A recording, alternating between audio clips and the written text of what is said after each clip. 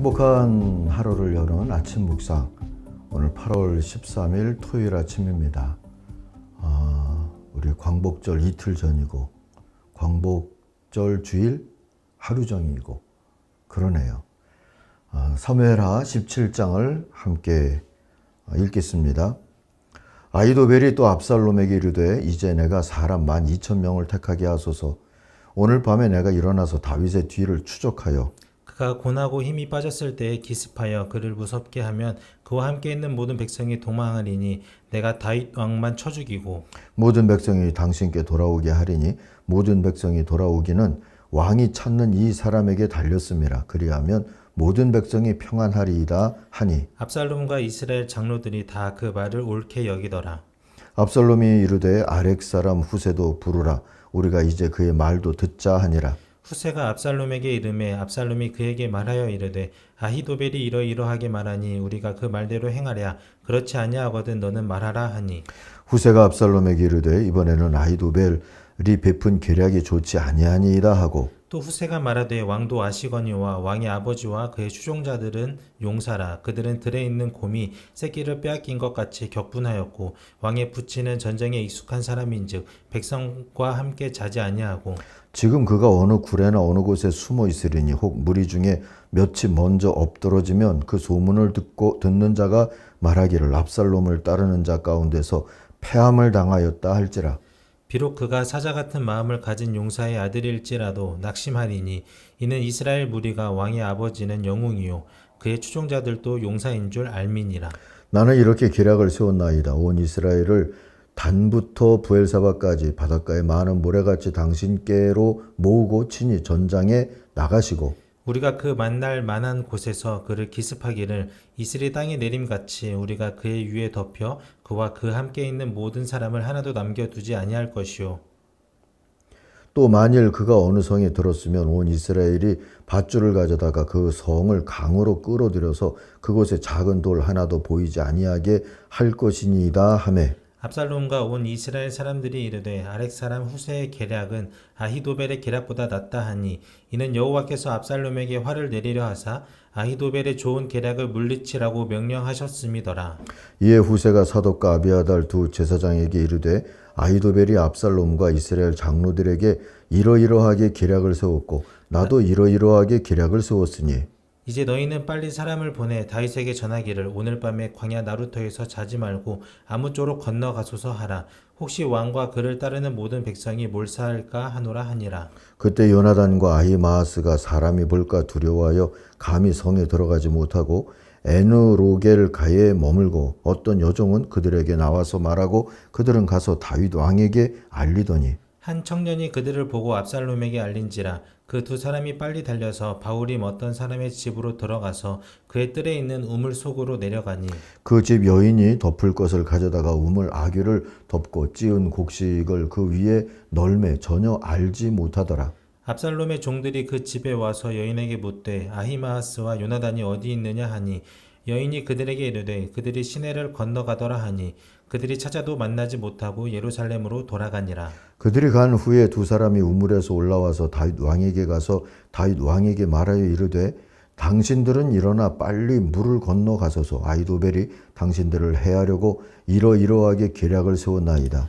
다윗이 일어나 모든 백성과 함께 요단을 건널새 새벽까지 한 사람도 요단을 건너지 못한 자가 없었더라. 아히도벨이 자기 계략이 시행되지 못함을 보고 다윗 나귀의 안장을 지우고 일어나 고향으로 돌아가 자기 집에 이르러 집을 정리하고 스스로 목매어 죽음에 그의 조상의 묘에 장사되니라.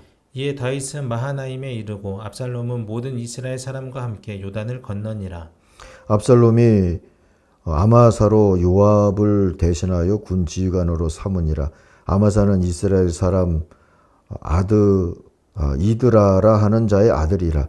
이드라가 나하스의 딸 아비갈과 동침하여 그를 낳았으며 아비갈은 요압의 어머니 스류아의 동생이더라. 이에 이스라엘 무리와 압살롬이 길르앗 땅에 진친이라. 다윗이 마하나임에 이르렀을 때 암몬 족속에게 속한 랍바 사람 나하스와 아들 소비와 로데발 사람 암미엘의 아들 마길과 소글림 길르앗 사람 바르실레가 침상과 대야와 질그릇과 밀과 보리와 밀가루와 볶은 곡식과 콩과 팥과 볶은 녹두와 꿀과 버터와 양과 치즈를 가져다가 다윗과 그와 함께한 백성에게 먹게 하였으니 이는 그들 생각에 백성이 들에서 시장하고 곤하고 목마르겠다 함이더라. 아멘.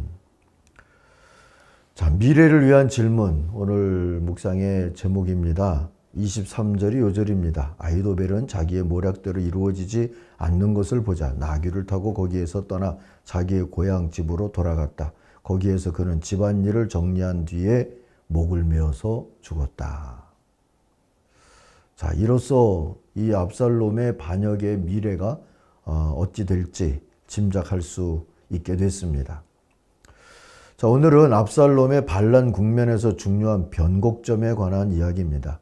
압살롬의 반역이 성공하기를 바라는 아히도벨의 계략과 후세의 계략, 이 두 가지를 뭘 선택하느냐 하는 문제가 대두가 되게 되죠.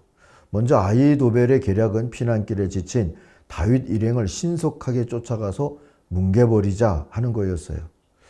1절 이하에 보면 그의 요청이 나오는데 내가 12,000명을 뽑아서 출동하고 오늘 밤으로 당장 다윗을 뒤쫓도록 허락해 주십시오 했어요. 다윗이 지쳐서 힘이 없을 때 그를 덮쳐서 겁에 질리게 하면 그를 따르는 모든 백성이 다 달아날 거다 하는 거죠. 그때 내가 왕만을 쳐서 죽이면 된다. 그렇게 만들면 내가 온 백성을 다시 임금님께로 돌아오게 할 수 있다 하는 것이죠. 그러면서 이상한 비유도 쓰죠. 아내가 남편에게 돌아오듯이 백성이 그렇게 임금님께로 돌아올 겁니다. 임금님이 노리는 목숨도 오직 한 사람의 목숨입니다. 나머지 백성은 안전할 겁니다. 자, 다시 한번 요약하면 다윗만 죽이면 된다는 겁니다. 그리고 지금이 서둘러 쫓아가는 게 기회다 하는 거죠. 그러면 동족 상잔도 피할 수 있다 하는 현실적인 조언이었어요. 그런데 압살롬은 후세의 모략도 들어보자 합니다. 후세는 압살롬의 허영심을 이용해서 그가 실패할 계략을 내놓죠. 7절 이하입니다. 후세는 압살롬에게 아히도벨의 모략이 좋지 않다고 말하면서 그 까닭을 이렇게 설명해요. 임금님의 부친과 그 신하들은 임금님도 아시듯이 용사들이지 않습니까? 지금은 또 새끼 빼앗긴 들녘의 곰처럼 무섭게 화가 나 있지 않습니까? 더구나 임금님의 부친은 노련한 군인이어서 밤에 백성들과 함께 잠도 자지 않을 겁니다. 그러니까 밤새 쫓아가 잡기가 어렵다는 거죠. 그들은 이미 멀리 가서 구울 같은 요새를 차지했을 겁니다. 서둘러 쫓아갔다가 추격병사 몇몇이 죽기라도 하면 소문은 두려움과 함께 퍼져나갈 것이고 그러면 임금님을 쫓던 백성들은 의심하거나 낙담할 겁니다. 한 거죠. 그러면서 후세는 이런 모략을 내놓습니다. 11절 이하죠. 단에서부터 브에세바까지 온 이스라엘을 징병을 해서 임금님이 친히 거느리고 싸우는 겁니다. 그래서 다윗이 있는 곳이면 어디든 들이닥쳐서 마치 온 땅에 내리는 이슬처럼 그를 덮쳐버리고 한 사람도 살아남지 못하게 하는 겁니다. 그리고 환타지 같은 제안도 하죠. 혹 다윗 일행이 어떤 성읍으로 물러나면 온 이스라엘이 굵은 밧줄을 가져다가 그 성읍을 뺑 둘러 동료 매고 계곡 아래로 끌어내리면 성이 있던 언덕에 돌멩이 하나도 찾아올 수 없을 겁니다. 결국 압살롬은 후세의 모략을 따르기로 했어요. 그의 허영심이 이렇게 만들었습니다. 다윗 일행에게 결과적으로 시간을 벌어준 셈이 됐어요. 아비아달의 아들 요나단과 사독의 아들 아히마아스를 통해서 후세의 전가를 받은 다윗 일행은 서둘러서 요단강을 먼저 건넜고 마하나임 쪽에 가서 전열을 가다듬고 또 지지자들을 모을 여유를 찾았어요. 그래서 그곳에 쫓아온 압살롬의 군대와 이제 조우하게 되는 그런 일이 이제 다음 장에서 나타나게 되죠. 자, 14절 후반절을 보니까 주님이 이미 압살롬이 재앙을 당하게 하시려고 아히도벨의 좋은 모략을 좌절시킨 거다라고 이 이야기를 정리해 줍니다. 그리고 23절 보니까 아히멜렉은 일이 그르친 것을 알고 고향으로 가서 목숨을 끊습니다. 만약에 압살롬이 아히도벨의 모략을 따랐다면 어찌 됐을까요? 또 이보다 앞서서 거슬러 올라가서 다윗이 압살롬에게 다정하게 굴었더라면 어찌 됐을까요? 암논이 다말을 범하지 않고 압살롬이 암논을 죽이지 않았다면 또 어찌 됐을까요? 만약에 다윗에게 부인과 자식이 몇 없었다면 어찌 됐을까요? 차라리 다윗이 왕이 아니었다면 어찌 됐을까요? 사실 역사의 영역에서 이미 일어난 일을 놓고 만약에 라고 가정하는 것은 부질없죠. 더 나은 오늘을 얻지 못한 걸 아쉬워하면서 과거의 일을 후회하는 만약에를 묻는다면 누군가를 탓하거나 미워하는 것 또는 운명론에 빠지는 것 그리고 결국 역사의 섭리자를 원망하는 것 등등의 결말로 갈 수도 있습니다. 그러나 만약에를 묻긴 물어야 합니다. 묻되 기독교인은 달리 물어야 합니다. 만약 오늘 내가 이런 결정과 선택을 하면 다음 세대에게는 어떤 영향이 미칠까? 그걸 묻기 위해서 물어야 합니다. 이런 걸 역사의식이라고 하죠. 기독교인에게 역사의식은 인간사의 오만과 무지, 상처와 고통을 감추거나 외면하는 것이 아니라 역사의 주인이신 하나님의 마음과 뜻으로 들여다보면서 겸손한 마음으로 성찰하고 하나님 나라를 따르는 바른 선택을 하려고 하는 자세 그리고 그만한 열심이 역사의식입니다. 함석헌의 뜻으로 본 역사에 보면 이런 대목이 있어요. 한 사람이 잘못한 것을 모든 사람이 물어야 하고 한 시대의 실패를 다음 시대가 회복할 책임을 지는 것 그것이 역사다 하고요. 다윗과 다윗 시대의 치부를 성경이 드러내 보여주는 뜻도 그와 같으리라 생각을 합니다. 우리는 자꾸 치부를 감추고 좋게 정리된 역사만 기억하려고 합니다. 그래서는 넘어진 데서 또 넘어지는 현상이 반복될 수밖에 없죠.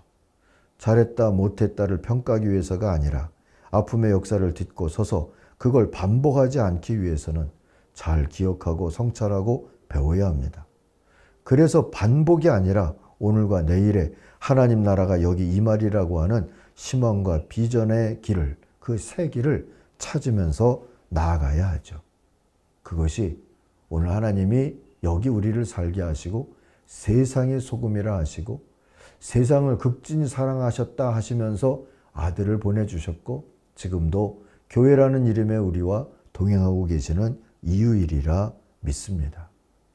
오늘 이 다윗의 시대의 치부를 낱낱이 보여주고 있는 이 성경의 모습들을 우리들이 마음으로 또 한번 보면서 반복이 아니라 새로운 희망과 비전을 찾는 길을 하나님 앞에 묻고 또 그 길로 우리와 우리 자녀들이 함께 가기를 소망하며 나아갈 수 있기를 바랍니다. 기도하겠습니다. 하나님 아버지, 오늘도 우리들은 선택을 합니다. 그에 대한 책임감을 못 느낄 때도 많습니다.